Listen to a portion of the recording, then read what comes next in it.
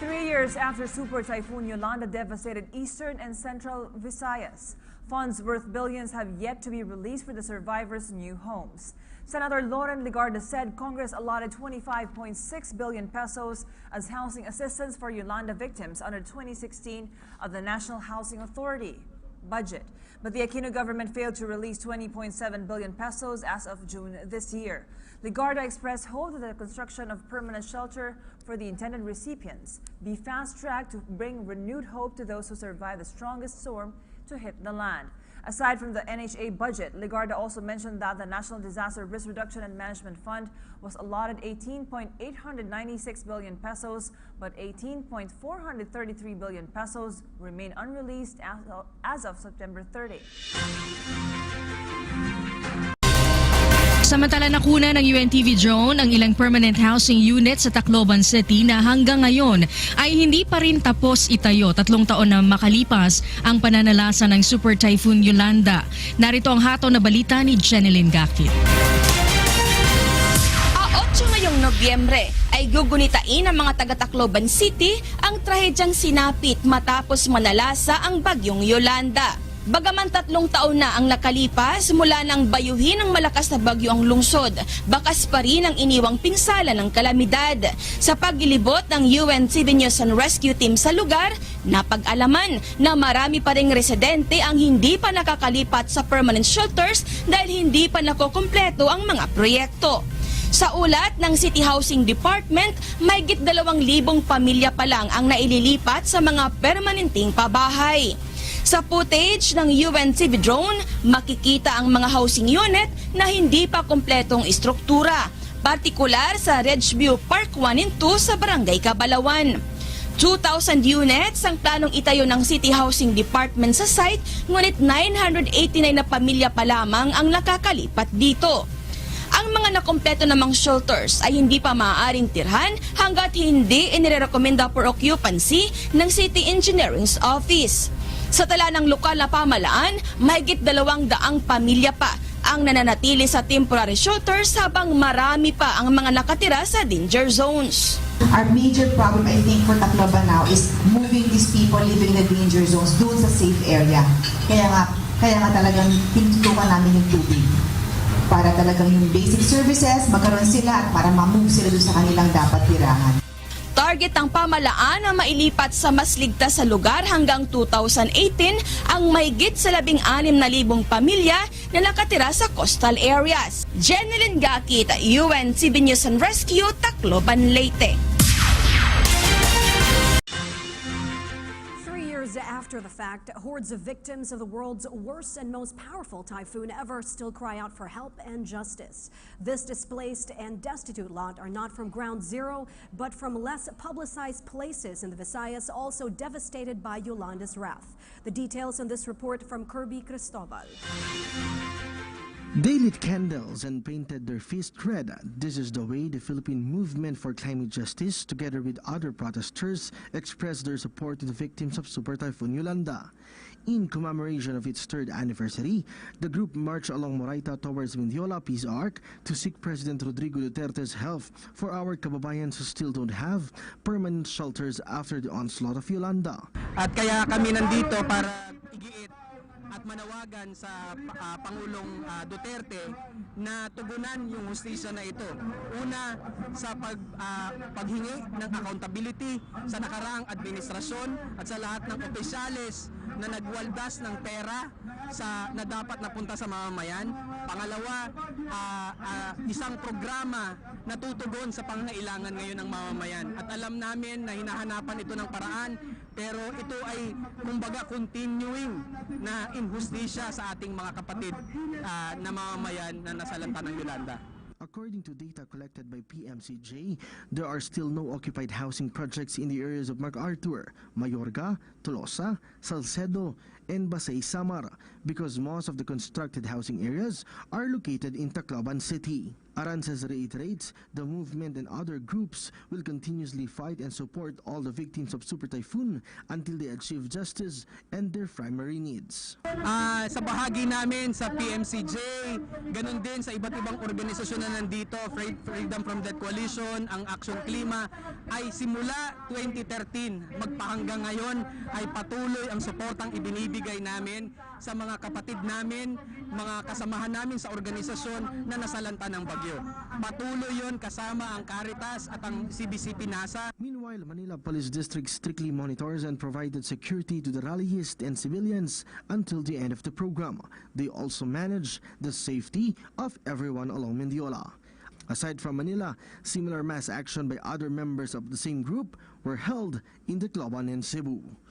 Dismayado si Pangulong Rodrigo Duterte sa naging tugon ng pamahalaan sa mga sinalanta ng Super Typhoon Yolanda. Kaya naman, inatasad niya sina Presidential Assistant Michael Dino at Vice President at HUD Secretary Leni Robredo na pabilisin ang pagbibigay ng pabahay sa mga biktima ng naturang bagyo. Si George Bandola, Magulat Live. George! The weather will be favorable for your outdoor activities tomorrow until Friday. Just don't forget your umbrella to protect you from the sun and possible thunderstorms in the afternoon or evening. Don't go away, astronomy news coming up after nangyari sa Holy Cross Memorial Cemetery sa bahagi ng Barangay Basper sa Tacloban City. Bitbit ng Pangulong Duterte ang panibagong pag-asa at panibagong mga pangako na dapat na ibigay ng pamahalaan para sa ating mga kababayang naunang sinalanta ng mapaminsalang bagyo. Inatasan niya particularly itong si Secretary Mike Dino na Presidential Assistant for Visayas na siyang maging head ng coordinating agency at para mangulit sa mga government agencies na dapat na gumawa sa lalong madaling panahon ng mga nararapat tulad ng pabahay, ng patubig at ng mga mahalagang serbisyo para sa ating mga kababayang naunang naapektuhan ng nasabing bagyo. Narito ang pahayag ng Pangulong Rodrigo Duterte. I came 3 years ago when this incident happened. And I was sad. Ngayon, sinabi ko sa kanila sa truck, hindi ako galit. Do not be offended. But pagtanong ko, 3 years after, ilang tao pa lang ang nakatira sa mga bunk houses or the relief houses that are provided by government. I am not satisfied. As a matter of fact, it's BS to me. 3 years, wala pa'y nakabalhin kaayo. Ano ba naman? I'd like to ask the Presidential Assistant for the Visayas to Mike Dino. I'll put him in charge. Kaya nga presidential assistant siya, Mike. Magawa ka ng bahay dyan ka tumira. But, you oversee I want this thing completed. I will be back. Babalik ako. Ano tayo ngayon? October, November. I'll be back December. Mike, gusto ko na sa harap nila, gusto ko, by December, gusto ko makalipat na lahat. Ayon nga sa Pangulong Duterte, disappointed ito sa nagawa ng pamahalaan noon kung kaya't personal siyang humingi ng paumanhin sa mga Taclobanons at sa lahat ng mga naging biktima ng bagyong Yolanda. Hindi rin kasi may kakaila na halos 10% lamang o 2,000 pa lamang ang mga nabibigyan ng permanenteng pabahay, gayong 250,000 ang naunang na-identify ng Nooy Task Force na ginawa ng nakarang administrasyon para sa mabigyan sana ng mga permanenteng pabahay. Pero nadaanan din namin ng aking cameraman na si Manny Mansilla, marami pa rin ang ating mga kababayang nandoon sa mga temporary shelter na dapat sana'y matagal na silang naililipat. Biruin po ninyo, 3 taon, pero hanggang sa ngayon ay nagtitiis pa rin sila ng kawalan ng maayos na tubig, ng maayos na kuryente, ng maayos na hanap buhay, at lalong-lalo na yung kapakanan ng mga bata na kung paano sila nakakapag-aral at nakakapag-aral din naman pero doon sa mga masisikip at maiinit na mga makeshift classroom na naipatayo sana ng matagal na at maging permanente na sana sa lalong madaling panahon. Sa kanyang pag-aatas dito kay Secretary Mike Dino, inatasan din niya itong si Housing Char, Vice President Leni Robredo na pangunahan din ang mabilis na pagsasaayos ng pabahay sa ating mga kababayang naging biktima nga ng bagyong Yolanda. Sa likuran ko po ngayon mga kaibigan, ako po'y nandito ngayon dito sa rotonda ng Barangay San Jose sa Tacloban City. Ito pong Barangay San Jose na isa sa may pinakamaraming naging biktima ng nakaraang bagyong Yolanda. Dito rin po may maraming natagpuang naianod o mga patay dahil doon sa nasabing bagyo 3 taon na nakakaraan. Sa mga oras ito dito sa rotonda, ginagawa ang isang banal na misa bilang pag-alala pa rin at paggunita sa mga sinawing palad ng nasabing bagyo. 3 years after Super Typhoon Yolanda devastated eastern and central Visayas, funds worth billions have yet to be released for the survivors' new homes. Senator Loren Legarda said Congress allotted 25.6 billion pesos as housing assistance for Yolanda victims under 2016 of the National Housing Authority budget. But the Aquino government failed to release 20.7 billion pesos as of June this year. Legarda expressed hope that the construction of permanent shelter for the intended recipients be fast-tracked to bring renewed hope to those who survived the strongest storm to hit the land.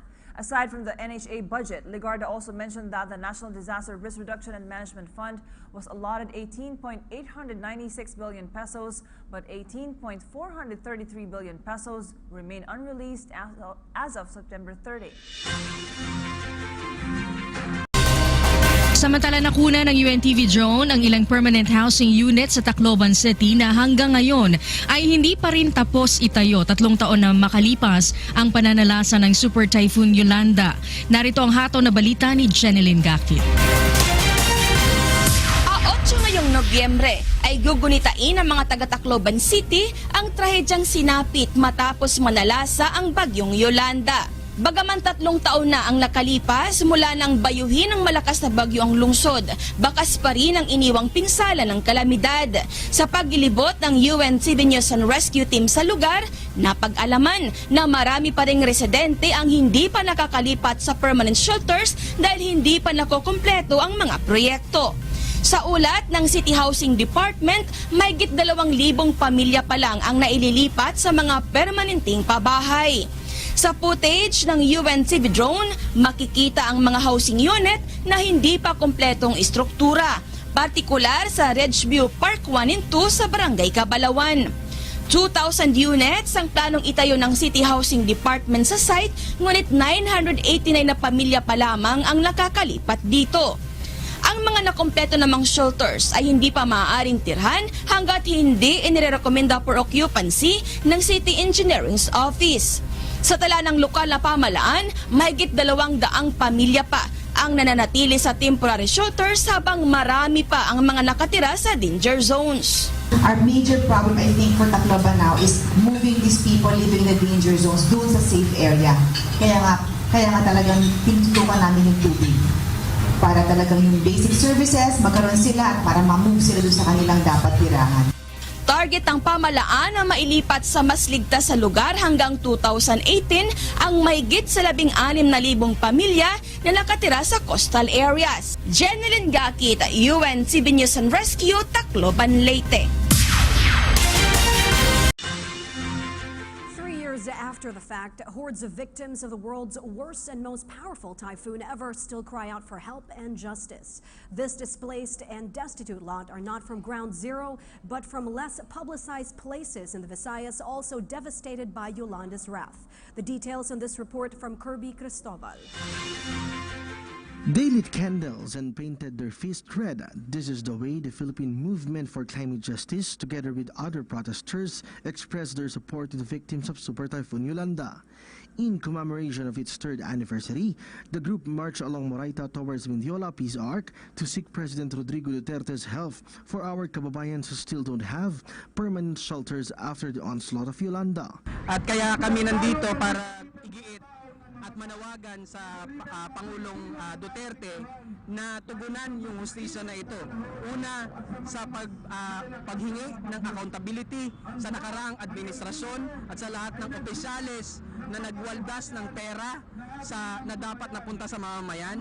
Pangalawa, isang programa na tutugon sa pangangailangan ngayon ng mamamayan.